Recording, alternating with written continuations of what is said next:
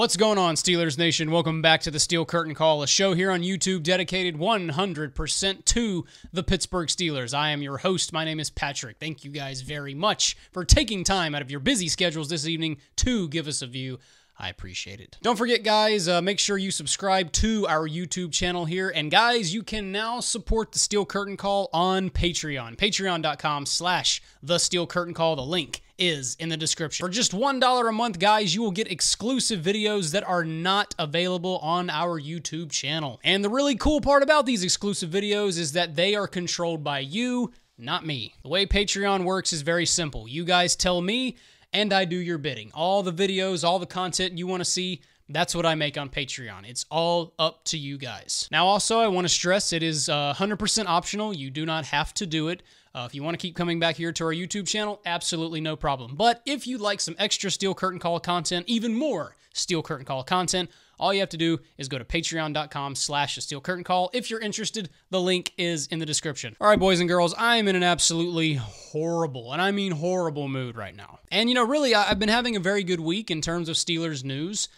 There have been some news items, but there really hasn't been anything big enough to get here on the show and make an episode by itself. We did kind of have Ben Roethlisberger hinting that he was going to come back in 2018 yesterday. He was interviewed about the game against the Jaguars, and he was asked, will this be your final game at Heinz Field? He replied by saying, no, I don't think it is. And of course, that sent the internet into a frenzy.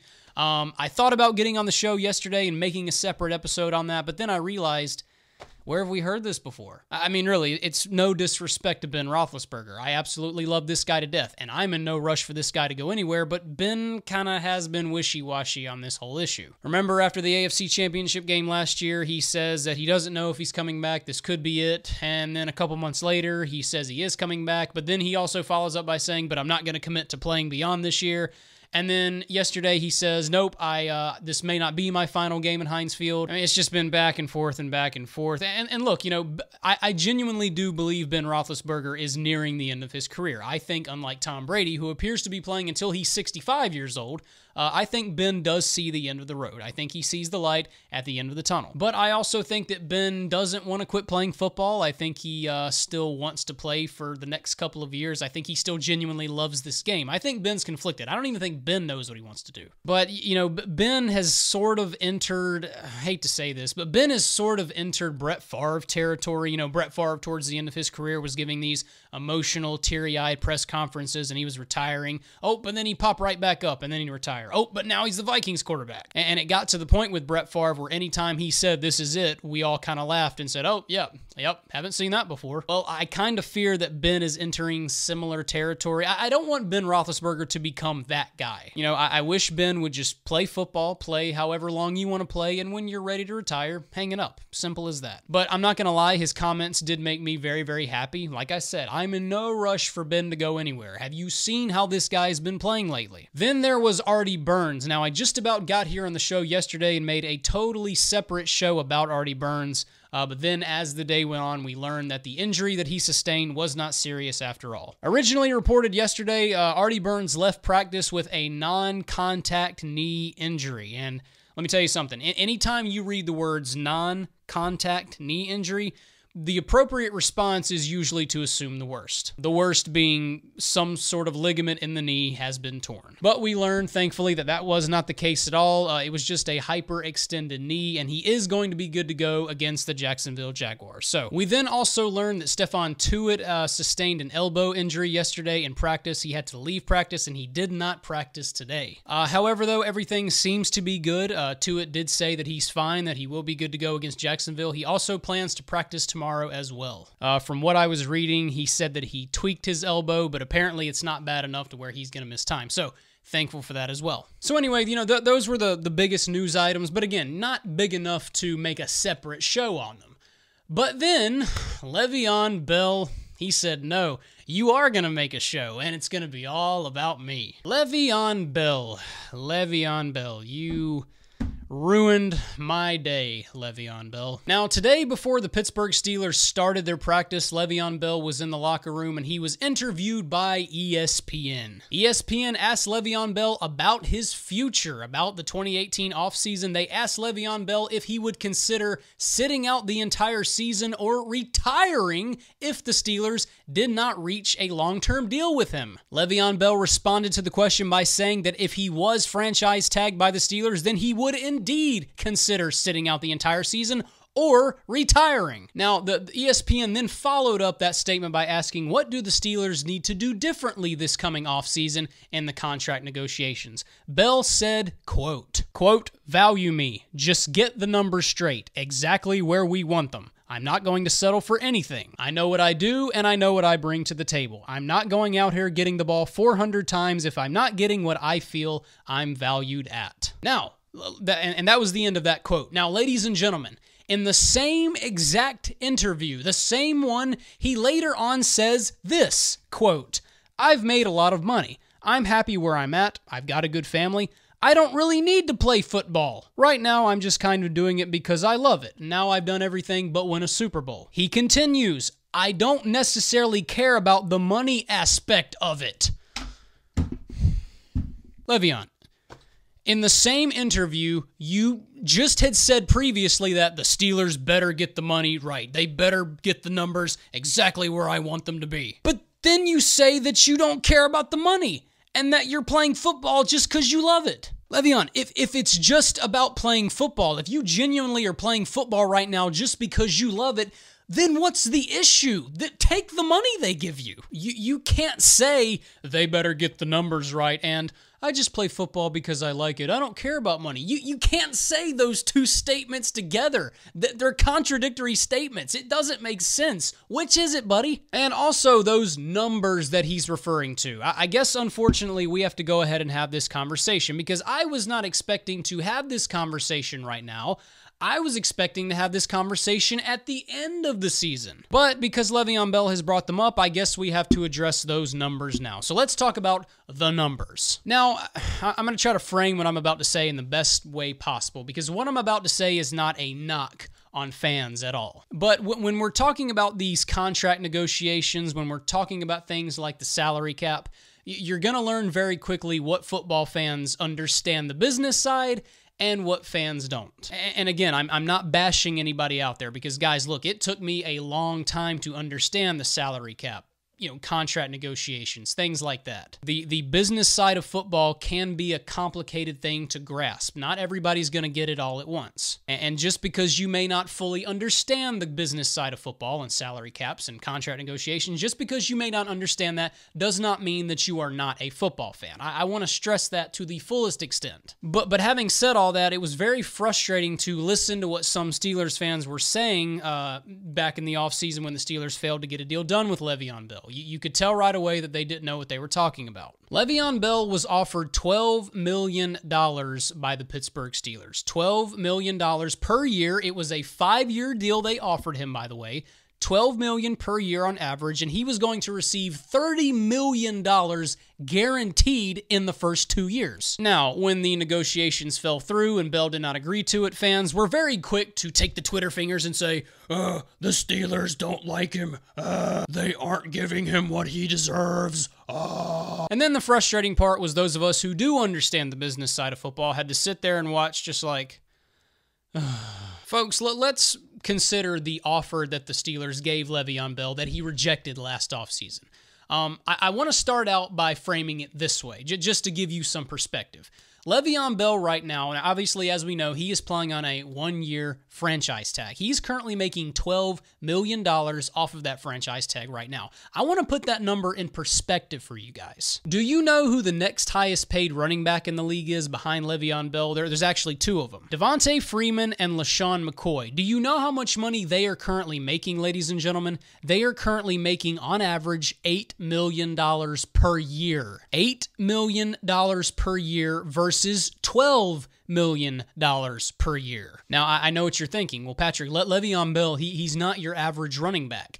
You're 100% right. You're absolutely right by saying that. Le'Veon Bell is not your standard running back. You cannot utter his name in the same sentence with other running backs because he is on a planet of his own. Not only his ability to run the football, but his ability to catch the ball out of the backfield and even split out and run routes like a wide receiver. He is truly a special player, and frankly, I'm not sure how to designate him. I mean, he is a rare athlete. So does Le'Veon Bell deserve to be paid a whole lot more than most running backs? Absolutely. He does deserve a big money contract. But ladies and gentlemen, how can you not say that $12 million is not a big money payout? When you have the next highest paid players at that position making $8 million and you are making $12 million, you clearly are superior. So please don't comment on my video and say that the Steelers lowballed Le'Veon Bell. That was an unfair deal. No, there was nothing unfair about the deal they offered him. It was completely fair, and fair isn't even the right adjective. It was generous. Not to mention, folks, and again, I'm talking to those of you who understand the business side of football,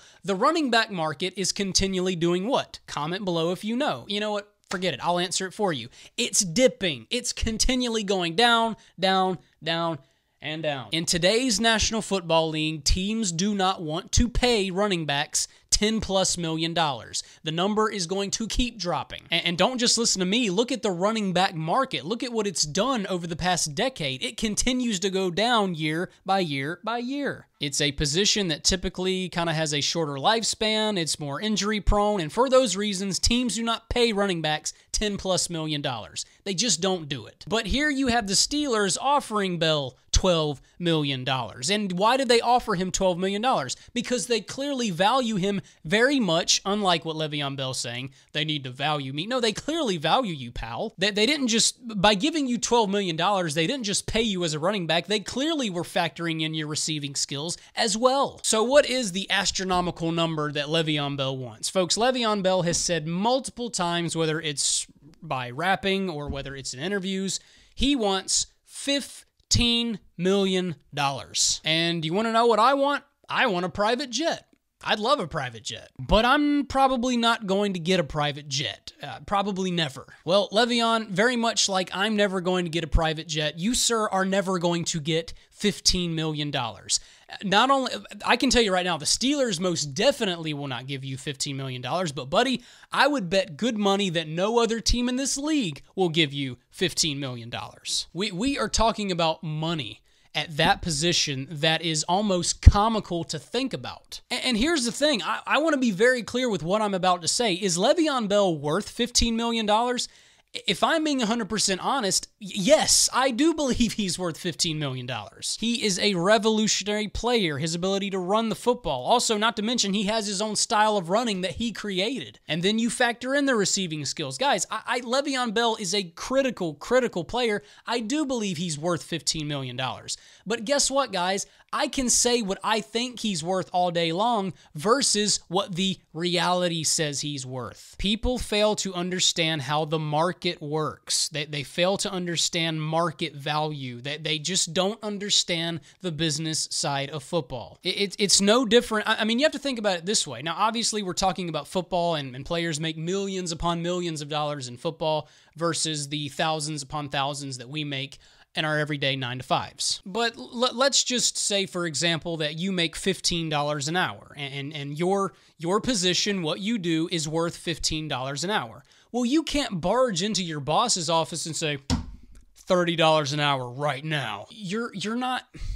No, that's not how it works. Your value, what you do, is worth $15 an hour. It's not worth $30 an hour. Well, apply that way of thinking to the Le'Veon Bell situation. Le'Veon, right now, the market value for running backs is not in your favor. It's not. Not only is the market not in your favor, Le'Veon Bell, but neither is the Steelers' salary cap situation. Ladies and gentlemen, I want to read you this. This is what the Steelers' salary cap is projected to look like going into 2018. Here are the Steelers' total cap liabilities going into 2018. $180,643,086. That number right there represents what they're spending on who they have on their roster right now. Those are their responsibilities. The Steelers' top 51 players on their roster, they represent $179,936,911 out of that $180 million. And what will the team's cap space be headed into 2018? It will be a whopping $1,710,677. That's their cap space going into 2018. Now, I shouldn't just end the conversation with saying that, because obviously we know that the salary cap for the NFL goes up every single year. I read a couple of months ago that it's projected to go up by at least $8 or $9 million this coming year. So there's a little bit of space for the Steelers to work with. You also have to factor in that Kevin Colbert has been a great general manager when it comes to handling the cap. The Steelers are probably going to release quite a few players this coming offseason, and that in turn will free up even more cap space. So yes, the Steelers will get a little more cap space, but even then, will it be enough to give you $15 million per year over a multi-year deal? The answer is probably no. It's probably not. I want to be 100% clear, because the overall tone has been negative tonight. And don't get me wrong, I'm in a very bad mood about this. I mean, this ruined my day. But I don't want you guys to get on the show tonight and listen to what I'm saying and think, wow, this guy hates Le'Veon Bell. I love Le'Veon Bell. Le'Veon, I download your music on Spotify. You know, every day is a Wednesday.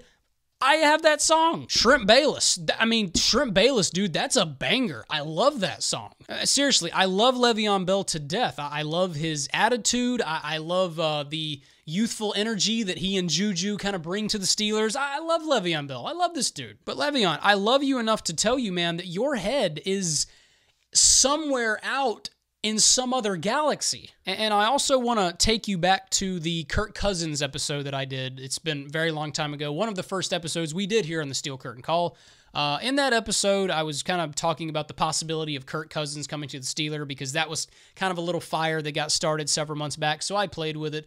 Yeah, you guys remember that. But one of the things that I said in that episode, and I meant it, I 100% meant it, was when it comes to these contract negotiations between teams and players, well over 75% of the time, I'm on the player's side. Because most of the times, teams are going to try to lowball you. They are going to try to cheat you a little bit. They will, to the best of their ability, try to take some of that guaranteed money away from you. So most of the time, I am on the player's side. Not to mention, I cannot get mad at a guy for wanting to maximize his earnings, get all the money he possibly can while he can. Folks, you do that in your everyday life in your 9-to-5s. Like I said, we're talking about millions and millions of dollars because we're talking about football, but the overall idea is the same. Even in your normal day jobs, you do everything you can to get every bit of the money you can. You try to cash out. You try to maximize your earnings. That's human nature. So I don't begrudge players for trying to get all the money they possibly can.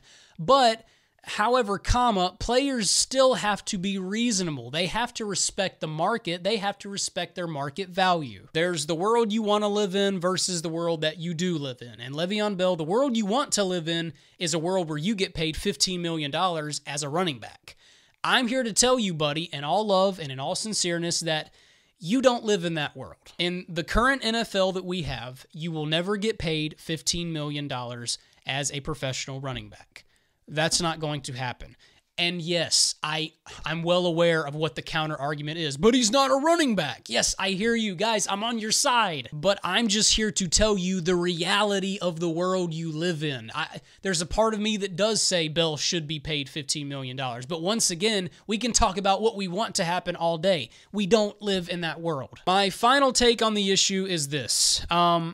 Le'Veon Bell made a massive mistake by talking about this, because right now, Le'Veon, this is not about you. You know, you have to think about this, guys. Here we are. We're about to play the Jacksonville Jaguars in a playoff game. We are about to enter the divisional round of the NFL playoffs. The game that if we win, we will go to the AFC Championship game. And if we win that one, we go to the Super Bowl and maybe win our 7th Lombardi. Le'Veon, this is not about you right now. Right now, this is about the Pittsburgh Steelers. This is about the team. This is about the playoffs and winning a Super Bowl. Your contract, your money, that is not important right now. But sadly, and again, I like Le'Veon Bell and all that, but I'm disappointed in him because sadly, he made the situation all about him.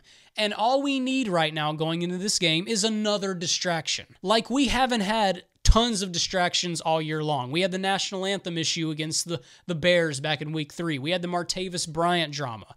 We've had Ben Roethlisberger drama with retiring earlier in the year. We had James Harrison drama. We had Todd Haley getting in a bar altercation. I mean, it's been drama after drama after drama after drama all year long, and Le'Veon Bell does nothing but throw gasoline on that fire. I want to go ahead and wrap the show up because I don't want to ramble on forever. I'm going to end the show by saying this.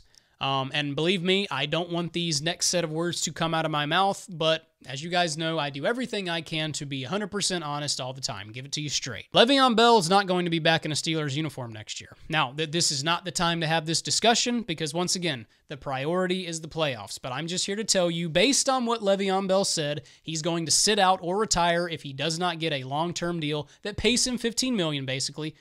I'm telling you guys, it's not going to happen. Le'Veon Bell will not be in a Steelers uniform next season. That's my opinion, and I think I'm right. But anyway, comment below. What did you guys think about what Le'Veon Bell said? Do you guys think that Le'Veon Bell is being completely reasonable? He's completely reasonable to ask for $15 million, or do you guys kind of side with me that he's way off in left field somewhere? Comment below. Let me know. I want to hear from you guys. And that's going to do it for us tonight, ladies and gentlemen. Remember, follow us on Twitter at SCurtainCall33. Remember to like the Facebook page, facebook.com/TheSteelCurtainCall. Remember to subscribe to the YouTube channel, and you can now support us once again on Patreon, patreon.com/TheSteelCurtainCall. For just $1 a month, you will get exclusive videos that you cannot get here on YouTube. And once again, you control the content, not me. If you're interested, the link is in the description, patreon.com/TheSteelCurtainCall. All right, guys, that's going to do it for me here tonight. Like I said, the focus is the Jacksonville Jaguars. I'm sorry that this had to be a distraction, but unfortunately it was. But